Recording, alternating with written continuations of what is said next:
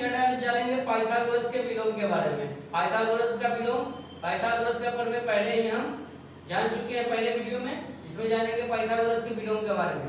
तो या तो एग्जामिनर दे देगा कि पाइथागोरस के विलोम को सिद्ध करें, या दे देगा कि यदि किसी त्रिभुज में एक बड़ी भुजा का वर्ग अन्य दो छोटी भुजाओं के वर्गों के योगफल के बराबर है, तो बताइए जो बड़ी भुजा का जो सामने का कोण होगा वो कितना डिग्री का होगा?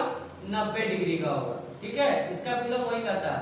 वहां क्या होता था में पाइथागोरस में कि 90 डिग्री दे दिया होता था और बड़ी भुजा के वर्गों का योग के बराबर सिद्ध करना होता था। इसमें सेम दे दिया है कि भुजाओं का रिलेशन दे दिया है। इसमें कोण पूछ रहा है कि बताइए कौन 90 डिग्री का होगा। तो चलिए सबसे पहले तो हम एक त्रिभुज मान लेते हैं, समकोण त्रिभुज। कहना क्या चाहता है ये समकोण त्रिभुज? देखिए बोला कि एक समकोण त्रिभुज है ABC, है ना। इसमें दे दिया है कि जो ई भुजा है AC, तो AC का जो स्क्वायर है वो AB का स्क्वायर प्लस BC के स्क्वायर के बराबर है, ये दिया हुआ है। ठीक है ना। ये कब होता है हुआ? जब इसमें कोई एक कोण 90 डिग्री का होता है तभी नहीं होता है।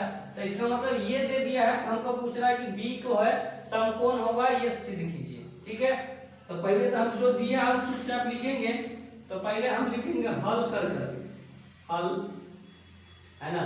उसके बाद हम लिखेंगे कि दिया है, क्या दिया है? वो दिया है त्रिभुज ABC में AC का स्क्वायर बराबर AB का स्क्वायर प्लस BC का स्क्वायर, ये क्या है हमको दिया है। ठीक है, आगे लिखेंगे कि सिद्ध करना है, सिद्ध करना है।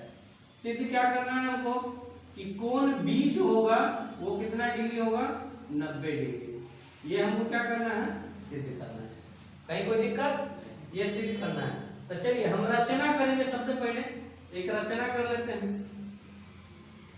ये सब स्टेप ध्यान रखिएगा, इतना थ्योरम में करना पड़ेगा। पहले जो पार्ट दिया है गिवन है वो लिख दीजिए, फिर जो सिद्ध करना है उसको दर्शा दीजिए, और उसके बाद अगर कंस्ट्रक्शन का जरूरत पड़ता है तो, अगर रचना का जरूरत पड़ता है तो रचना करिए, और नहीं तो आगे प्रमाण लिखिए। तो रचना में हम हुआ एक और काम करते हैं कि रचना में हम एक और त्रिभुज का निर्माण करते हैं, समकोण त्रिभुज का। ठीक है, एक और समकोण त्रिभुज हम क्या करते हैं? ड्रॉ कर लेते हैं, क्या करते हैं? बना लेते हैं, जिसमें AB भुजा जो DE के बराबर होगा और BC भुजा EF के बराबर होगा। ठीक है, और इसमें एक कोण भी दिया हुआ है, कितना? E कोण कितना है?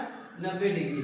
चलिए अब हम जो रचना की उसके बारे में पता कर ले। रचना में हम क्या किए हैं कि एक त्रिभुज DEF क्या किए हैं? बनाए हैं, बना लिया, जहां DE जो है किसके बराबर है? AB के। हाँ, जो जो चीज है वो लिख देते हैं। EF बराबर है किसके? BC के, और कोण E जो है वो क्या है? 90 डिग्री। ये रचना में कर ली। ठीक है, रचना के बाद हम क्या करते हैं? उत्पत्ति लिखते हैं या प्रमाण लिखते हैं। क्यों लिखते हैं? कि जो रचना हम किए उसके बाद हमको क्या उत्पन्न हुआ, उत्पत्ति मतलब ये सब करने के बाद अब क्या मिलेगा हमको। तो चलिए उत्पत्ति प्रमाण में हम लिखना स्टार्ट करेंगे। प्रमाण में क्या करेंगे कि हम दोनों त्रिभुज में क्या करेंगे? दोनों त्रिभुज में, अच्छा देखिए त्रिभुज इसमें देखेंगे, त्रिभुज DEF में, इसमें देखेंगे वो त्रिभुज DEF में देखेंगे कि कोण E जो है कितना है? 90 डिग्री। वो अगर कोण E 90 डिग्री है मतलब समकोण त्रिभुज है, और समकोण त्रिभुज जब ये एक कोण 90 डिग्री का हुआ तो क्या हम इसमें पाइथागोरस प्रमेय लगा सकते हैं? हाँ, पाइथागोरस प्रमेय से, अरे जब भी किसी त्रिभुज में एक कोण 90 डिग्री होता है इसका मतलब वो त्रिभुज क्या होता है? समकोण त्रिभुज। और समकोण त्रिभुज में पाइथागोरस प्रमेय लगता है क्या? AC स्क्वायर बराबर AB square plus BC square. तो अगर हम इसमें लगाना चाहे पाइथागोरस तो इसके कोण के सामने वाला भुजा कौन है? DF है। इसका मतलब हम बोल सकते हैं कि जो DF का जो स्क्वायर होगा वो किसके स्क्वायर के बराबर होगा? DE और EF के स्क्वायर के बराबर, यानी DE का स्क्वायर जोड़ EF का स्क्वायर। ये होगा कि नहीं होगा? अरे पाइथागोरस यही ना बात है। इसका मतलब है हम बोल सकते हैं कि df स्क्वायर अब बराबर, देखिए डी का मान होगा किसके बराबर है, देखते इसमें डी का जो मान है किसके बराबर है, ab के बराबर है, तो हम डी की जगह ab लिख सकते हैं क्या, बोलो लिख सकते हैं ना बुआ, तो ये हम लिख देंगे ab का स्क्वायर प्लस ef के जगह देखो तो क्या दिया है, ef के जगह bc है, तो हम लिख सकते हैं bc का स्क्वायर, नहीं लिख सकते हैं, कोष्ठ में लिख देंगे चूंकि डी बराबर क्या है ab तथा ef बराबर क्या हुआ bc, है ना, कितने है ना रचना से, कहां से आया हुआ ई रचना द्वारा, रचना की उसी से ना आया है, तो ई हो गया, तो मान लो ये आया और दिया क्या है यहाँ पर, और दिया हमको क्या हुआ कि AC जो स्क्वायर है वो किसके बराबर है, AB जोड़ BC के स्क्वायर है ना, इसको समीकरण 1 मान लो हुआ और इसको समीकरण 2, देखो समीकरण 1 और समीकरण 2 में कुछ दिख रहा होगा, कुछ समान दिख रहा है बुआ, ये देखो तो दायां तरफ दोनों का समान है कि नहीं है, नहीं है, दोनों तरफ दायां समान है, तो क्या बायां भी समान हो जाएगा, नहीं हो जाएगा, अरे नहीं होगा, तो क्या हम लिख सकते हैं कि समीकरण 1 एवं समीकरण 2 से ऐसे हम बोल सकते हैं कि जो df का स्क्वायर होगा वो ac के स्क्वायर के बराबर होगा, अरे ये दोनों बराबर ना हो गया, अब हुआ अगर किसी भी दो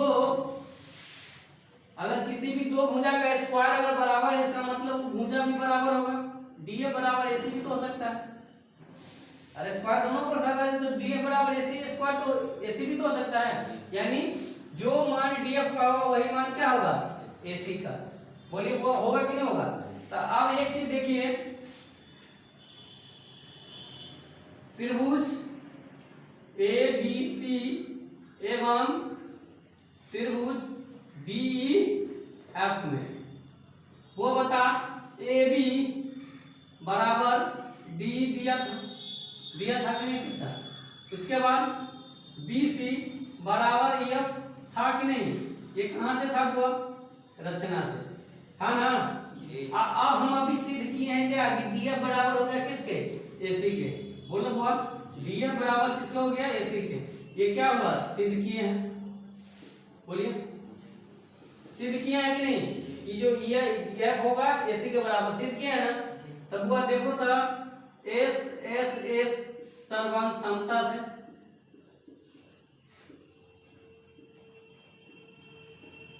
त्रिभुज ABC सर्वांगसम हो गया क्या त्रिभुज DEF के, अरे सर्वांगसम हो गया ना, तीनों भुजा होगा तीनों भुजा के बराबर है, तो त्रिभुज सर्वांगसम नहीं हो गया, और सर्वांगसम होता है तो वो तीनों भुजा भी बराबर होता है, तीनों कोण भी डिक्टो बराबर, सर्वांगसम बताए थे कि हूबहू उसका लंबाई चौड़ाई देखने में भी और मेजरमेंट में भी क्या होना चाहिए बराबर, यानी साइज में भी और आकृति में भी क्या होना चाहिए बराबर होना चाहिए, आकृति भी सेम होनी चाहिए और साइज भी समान होना चाहिए, मेजरमेंट, तो वो सर्वांगसमता से अगर ये दोनों सर्वांगसम हो गया तो इसका प्रत्येक कोण भी तो बराबर होगा, तो कोण E बराबर कोण B भी तो होगा ना, तो कोण E जो होगा ये कोण B के बराबर होगा ना, और कोण E हमारा देल है कितना 90 डिग्री, इसीलिए हम बोल सकते हैं कि कोण B हमारा कितना होगा 90 डिग्री, यही सिद्ध करना था कि नहीं सिद्ध करना था जी, बोल यही ना सिद्ध करना था कि यदि किसी त्रिभुज में बड़ी भुजा का स्क्वायर बाकी दो छोटी भुजा के वर्गों के स्क्वायर के बराबर है, तो उसके जो बड़ी भुजा के सामने का कोण क्या होगा 90 डिग्री, तब वो बताइए 90 डिग्री कोण सिद्ध हो गया क्या नहीं हो गया, यही ना प्रूव हुआ, इसी को हम लिख सकते हैं हिंदी में संस्कृत में क्या इत्ति सिद्धम, हिंदी में परमाणु, कोई दिक्कत, तो ये जो पिछले के 3 वीडियो में जो 3 थ्योरम था और ये जो थ्योरम है पाइथागोरस का विलोम, इन सभी को क्या कर लेना है एकदम समझ के यहाँ माइंड में क्या करना सेट कर लेना है, ताकि एग्जामिनर चारों में से कुछ भी पूछे तो हम उसके लिए क्या रहे तैयार रहे, ठीक है, आई होप आप लोगों को क्या होगा समझ आया होगा।